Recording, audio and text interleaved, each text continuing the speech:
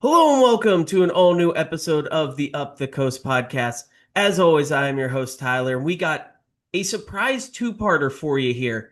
I didn't expect to do the second part, but coming up later, Jack Grossman's going to join me. We are going to go through the potential disaster power rankings, all these ACC head coaching changes that have happened in March. A couple of schools could be headed towards a bad place with it. We're going to debate who should be the most worried. But before that, we still got games to talk about. So joining me to cover this St. John's Duke game is Jason Petrucci. He is the editor of the Torch Sports section in the St. John's student newspaper. Jason, thank you for joining me. Thank you for having me. I'm excited for this matchup and excited to talk some college basketball.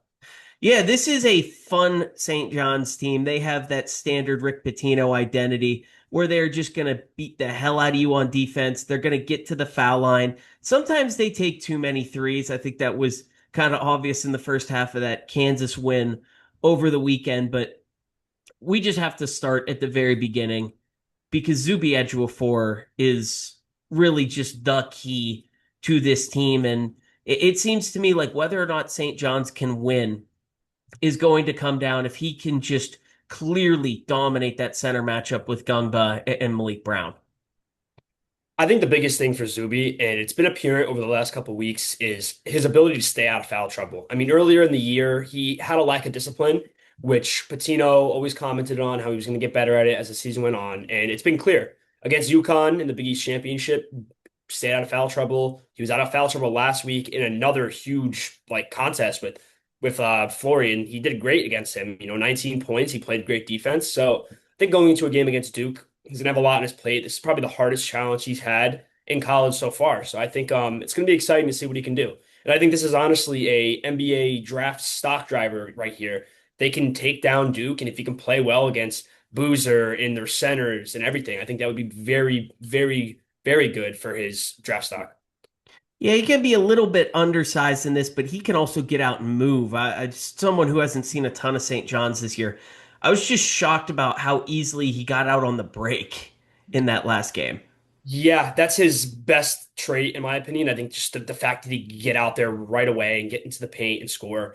I think another big thing about him that people don't realize is just his ability to win the physical matchup, no matter the size of his opponent. And I think he has one of the best whistles in the league, and he gets to the free throw line consistently. He's gotten better shooting free throws, and honestly, he is like the cream of all crops on this team. You want to get the other team you're playing in foul trouble, he's the guy to do it. And he did that to Kansas. He's done that to UConn, and I feel like he can definitely do that against Duke.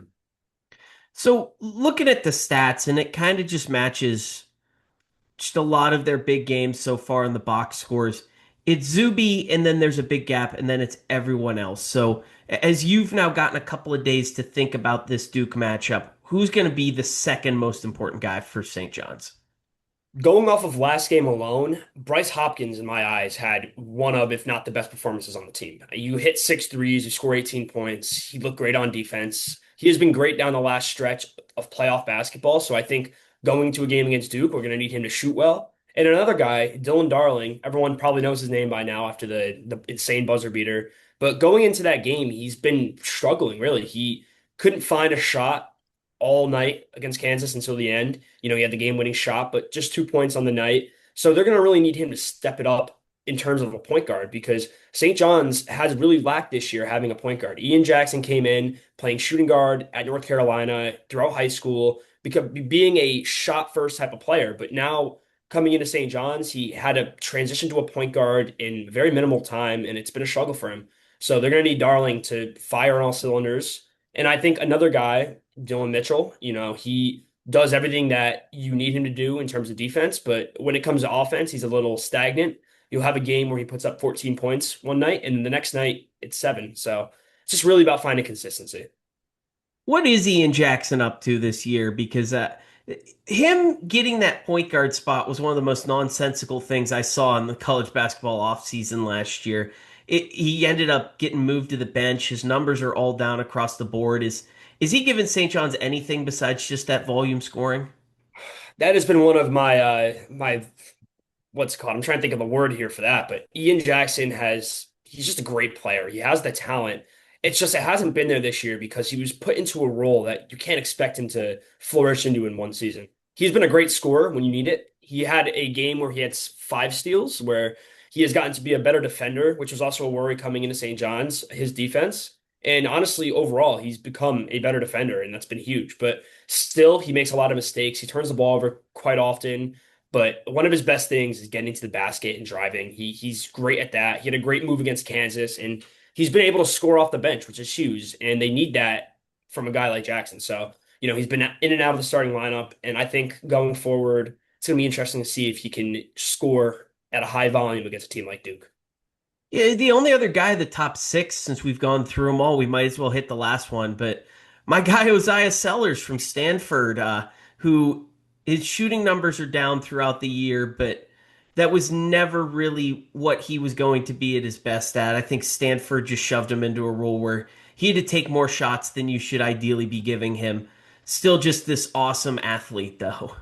He's an amazing player to watch, and I do agree with you. I feel like at Stanford, watching his tape back last year, he did shoot a lot. He was a high volume shooter, but this year he has found a good role being the team's starting shooting guard. But one thing I expected from him, and we haven't really seen, is his availability to take over an offense.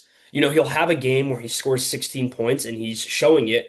Then he'll have another game where he scores 9, and you look at the box score and you're like, I don't know how he scored 9 points. But his ability to find a shot, and once he gets hot, he's hot for the night. But there's nights where he's going to miss 6 or 8 shots, and it's going to be a nightmare. Just same thing with Joe Santen, for example. He has nights where he's hitting 4 threes a game, or he's missing 9 of them. So that's been the biggest issue for St. John's is finding rhythm in their 3-point shooting. Who do you think ends up drawing this Boozer matchup? Because Hopkins, Mitchell, and Sellers are all a little bit smaller than him, but certainly big by wing standards, all great athletes. What's the plan going to be there?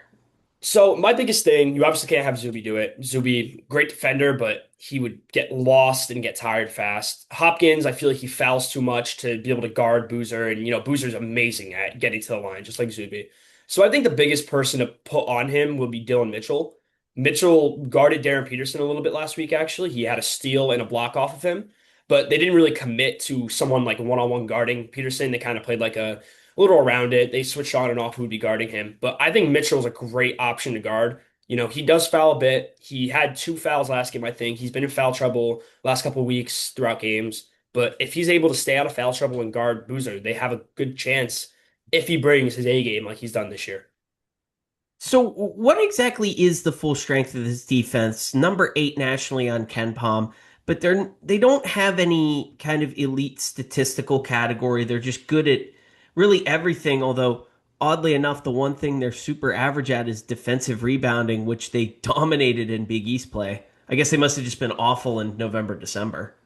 I think the biggest issue early on in the season was getting gelled together. You're bringing in guys, especially like Ian Jackson and Isaiah Sellers and Joe Santen, who didn't play great defense at their schools before. They were there just to score, and that's not the Rick Pitino mindset. Obviously, we introduced it with that. Rick Pitino's a great defensive coach.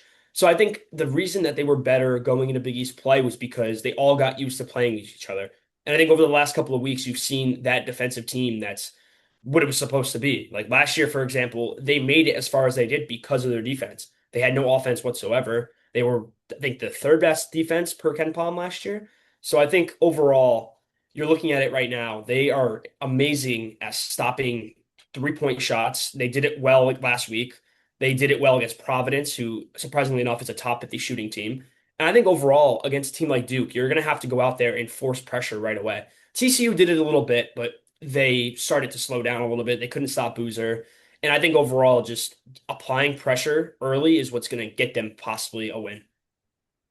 So, on the flip side, this just honestly kind of average St. John's offense in terms of when you look at them against the other elite teams in the sport, which is where we are at now. It really seems to me like this is going to have to be a big Zuby performance, and I'm just going to keep calling him by his first name because I'm almost certain I say his last name wrong every time I do it. I got you. Uh, It's yeah, so, it's a name to learn, definitely. But well, here, hit me with the pronunciation because I keep saying Edgewofor like the actor. it's Edgeofor, Edgeofor.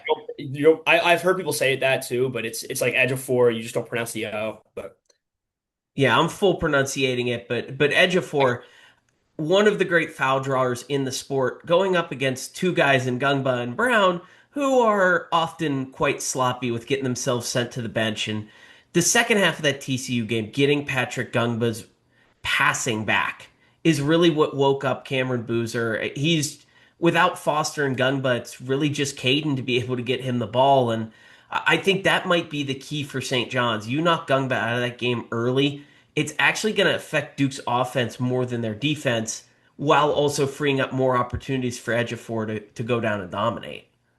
I think going into the Kansas game, I had the exact same worry. You know, you're going up against a guy like Flory Badinga, who is just like the center for Duke. I'm not good at pronouncing his name either. You Oh, probably that have one just take the N off. It's just Gungba. young, but so yeah, like I was saying, like Badinga was amazing. Obviously, going into that game, you had to force him to foul, and he did. He had four fouls. They held him to a limited game, and they also got their center in trouble too. So the biggest thing, like you said, is getting that foul trouble. But my biggest worry, and I think it's going to be on full display, is finding offense besides for Zuby. We've had a lot of games this year where it's just been a nightmare, and they try to stretch the offense by shooting. They did it against Kansas, and they struggled. Yes, they hit a couple threes early, which helped them out a lot and gave them that cushion that they later blew. But if they don't have the shot that night, they do a lot of forcing mid-range shots that you don't fall or don't look good. So that's my biggest worry. I think Zuby has to have that high offensive game, like you said. And if he doesn't, don't see a world where they win this game. Yeah, kind of bringing it all together. Biggest keys for me. Ejiofor's got to be, if not the best player on the court compared to Boozer, he's got to be damn close. Like it is going to have to be. We're going to have to come out of this game talking about him because I don't feel like St. John's can make up the talent deficit without some sort of just shocking incendiary shooting night from a whole bunch of guys, none of whom are better than 40% from three. It would take like an Oziah Sellers best game of his season type heat check, or Bryce Hopkins going 6 of 9 from three again here. It just feels like he is the key on both ends in a way that is rarely true of a singular player in this big of a game. I totally agree with that, and I think we've actually had that happen this year where we needed Zuby to play at his best and be the best player on the floor to win games. They did it against UConn on February 6th when they beat them at MSG. That was huge, and Zuby had a great game. But you look at a game like Iowa State earlier in the year, that was a test, and to me, that was our biggest test of the season so far. We played a physical team like Iowa State who has that depth and that versatility with guys like Joshua Jefferson. And Zuby got into early foul trouble, and they really lost the game by one because of that. Zuby was not able to play the minutes he usually does, and that killed them there. So, like we were saying about Duke, about Zuby drawing fouls from Duke, if Zuby gets into foul trouble, there's no world where St. John's can make up for that production. You have Ruben Prey off the bench, not a great center. He's good at scoring, but that's really it. He has a good touch at the rim, but other than that, that's really all he has. He's a horrible defender. And I think overall, just like you said, if Zuby's not the best player on the floor, it's going to be a long 40 minutes for St. John's. Yeah, the only other thing I want to throw out is just because we've seen it back to back games now, really three of the four halves in totality, Duke has just not been able to set up Boozer in this tournament. The game plans from the Siena and TCU staffs have been pretty spectacular. You know, Rick Pitino is going to be just Uh, as ready as Jerry McNamara and Jamie Dixon were. But I don't know, what other keys am I missing? What do you have rattling around in the brain? My biggest thing, and it really worked last week. They forced six turnovers on it, but the full court press. St. John's needs to bring the full court press. They forced six turnovers from Kansas last week on the pass-ins alone. When they played UConn two out of the three times at MSG, the full court press got them into trouble early. So I think it's just applying that pressure the second you pass the ball in. You know, TCU, they looked good defensively in the first half, but they fell apart. You know, TCU hasn't had a test like that where a Duke team with a guy like Cameron Boozer comes in. So I think right now, St. John's using that pressure is what's going to be big here. And obviously getting foul trouble. That's the number one key to winning the game. Yeah, and I mean that pressure creates those runouts that really were such a difference in the Kansas game. It was Duke getting those runouts that really won them the Siena game, and seen just some big gaps and fast break points for both of these teams. But This is going to be a really fun one, a really fascinating one to watch. Jason, you are going to be boots on the ground covering this. So if the good people are looking for more of your coverage for this game or just St. John's moving on maybe past this game into the season or into next season, where can they find you? They can find me on my personal Twitter at Jason Petrucci. You know, I love talking normal college basketball anyways. I'm a college basketball stat head. Love everything about the sport.